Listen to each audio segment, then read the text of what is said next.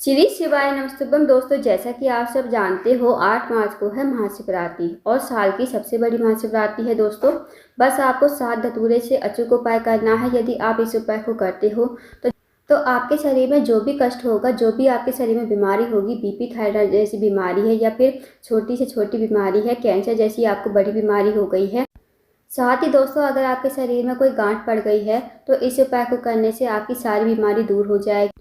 दोस्तों साल की सबसे बड़ी महाशिवरात्रि है तो इस उपाय को अवश्य कीजिएगा। जो भी आपकी बीमारी होगी इस उपाय को करने से दूर हो जाएगी। तो आइए जानते हैं उपाय कैसे करना है।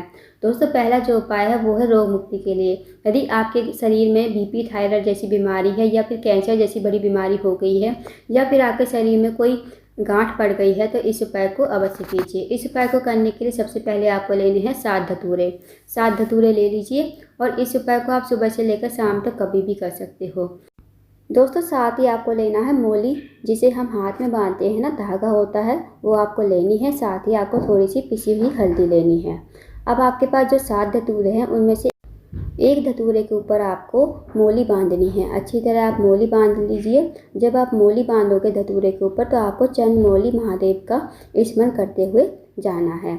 और बाकी के जो 6 धतूरे हैं आपके पास उन पर आपको हल्दी से अच्छी तरह उन पर हल्दी लगा देनी है। अब आपको चले जाना है शिव जी के मंदिर में।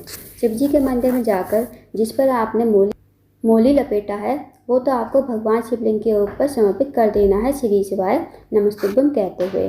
अब जो आपके पास दूसरा धतूरा है जो आपने हल्दी में रंग, वो आपको भगवान गणेश जी के स्थान पर समर्पित करना है। अब दोस्तों आप सबको पता होगा कि गणेश जी का स्थान जो होता है जलाधारी पर ही होता है।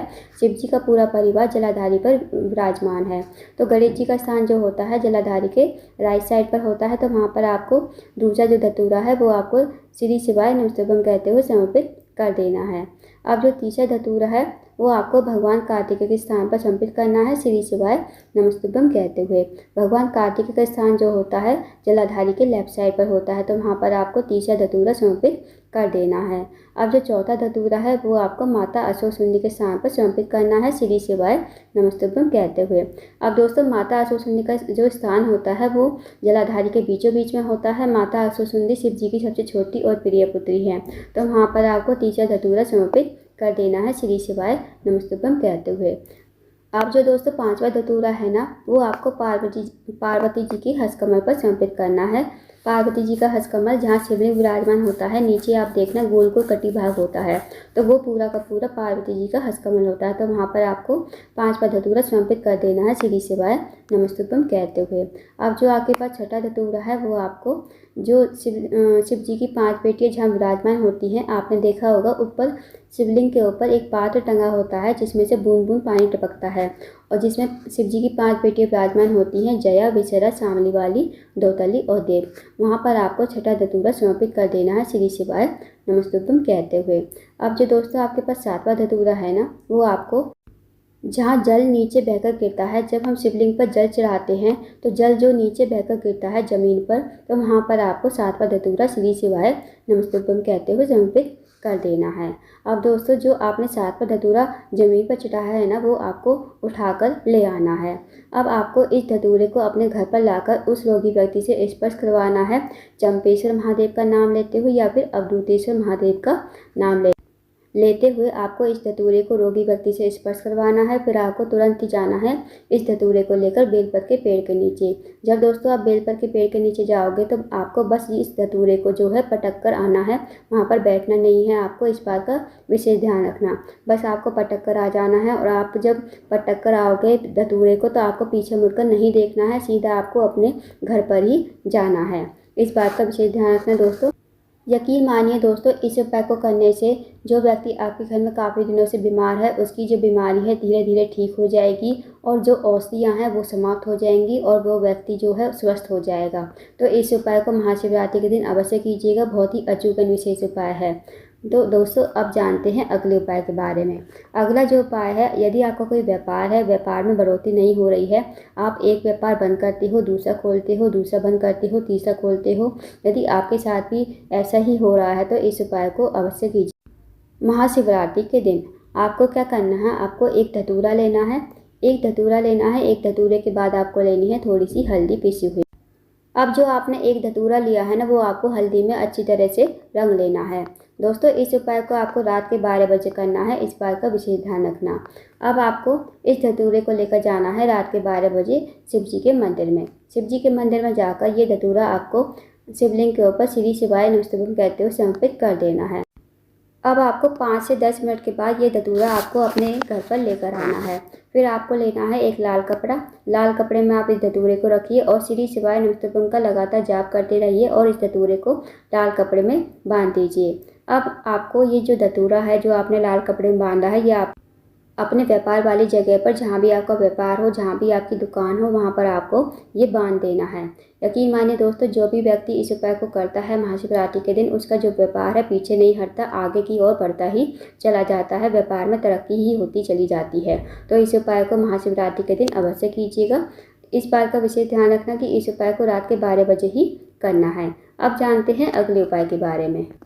दोस्तों अगला जो उपाय है वो है, अगर आपके घर में भी सास बहू में लड़ाई झगड़ा होता रहता है, छोटी छोटी बातों पर बहस हो जाती है, तो इस उपाय को महाशिवरात्रि के दिन अवश्य कीजिए। इस उपाय को करने के लिए आपको लेनी है गेहूं की 7 बालियाँ। जो गेहूं की 7 बालियाँ होती है ना, वो आपको लेनी है और ये आपको गेहूं की 7 बालियाँ आपको अपने घर के हर कोने में लेकर जानी है, मतलब अपने घर में घुमानी है। उसके बाद इन गेहूं की बालियों को आपको लेकर जाना है शिव जी के मंदिर में।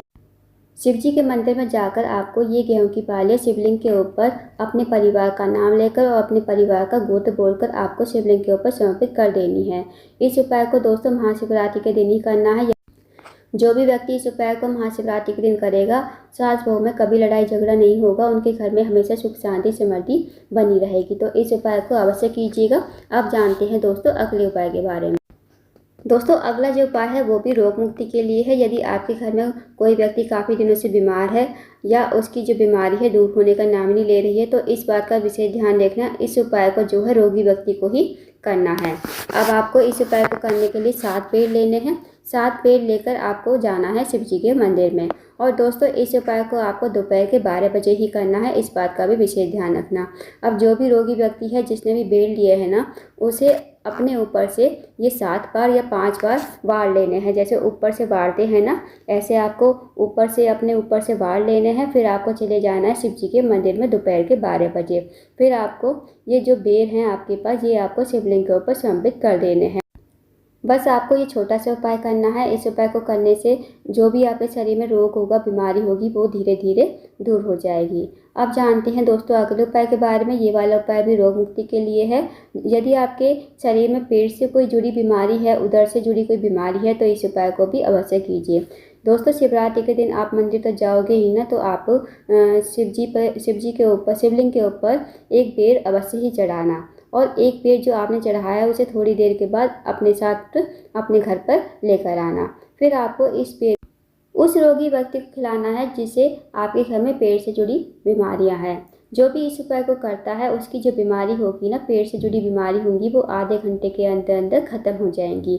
तो दोस्तों इस विशेष उपाय को भी अवश्य कीजिएगा। आप जानते हैं अगले उपाय के बारे में। दोस्तों अगला जो उपाय है वो है मनोकामना पूर्ति के लिए। यदि आपकी कोई विशेष मनोकामना है, चाहे वो धन को लेकर हो, व्यापार को लेकर हो, नौकरी को लेकर हो, या फिर आपके जीवन की कोई विशेष मनोकामना है, जीवन में कोई समस्या चल रही है, तो इस उपाय को अवश्य कीजिए। इस उपाय को करने के लिए आपको लेनी है 1 काली मिर्च और 7 काले तिल के दाने। अब आपको इस उपाय को सुबह से लेकर शाम तक कभी भी कर सकते हो। अब आप चले जाइए शिव जी के मंदिर में। ये जो आपके पास 1 काली में 7 काले तिल के दाने हैं, ये आपको अपनी हथेली पर रखने हैं। भगवान से अपनी मनोकामना बोलनी है। जो भी आपकी विशेष मनोकामना है, चाहे वो धन को लेकर हो, व्यापार को लेकर हो, नौकरी को लेकर हो, या फिर आपके जीवन की कोई विशेष मनोकामना हो, या फिर आपके जीवन में कोई समस्या चल रही हो, तो समस्या कहिए, मनोकामना कहिए। और ये काली मिर्च और 7 काले तिल के दाने आपको शिवलिंग के ऊपर समर्पित कर देने हैं श्री शिवाय नमस्तुभ्यं कहते हुए। बस दोस्तों ये आपको छोटा सा उपाय करना है। दोस्तों हर महीने शिवरात्रि आती है। जो भी इस उपाय को मुख्य शिवरात्रि के दिन करेगा और जो अगले महीने की शिवरात्रि आएगी, उस तक आपकी मनोकामना अवश्य ही पूरी हो जाएगी। तो दोस्तों इस विशेष उपाय को भी अवश्य कीजिएगा। बहुत ही अचूक विशेष उपाय है। तो दोस्तों ये थे कुछ विशेष उपाय जो आपको महाशिवरात्रि के दिन अवश्य ही करने हैं। इन उपाय को अवश्य कीजिएगा। अगर आपको जानकारी पसंद आई हो, वीडियो को लाइक करना, शेयर करना, चैनल को जरूर सब्सक्राइब करना, कमेंट बॉक्स में श्री शिवाय नमस्तुभ्यं हर हर महादेव जरूर लिखना।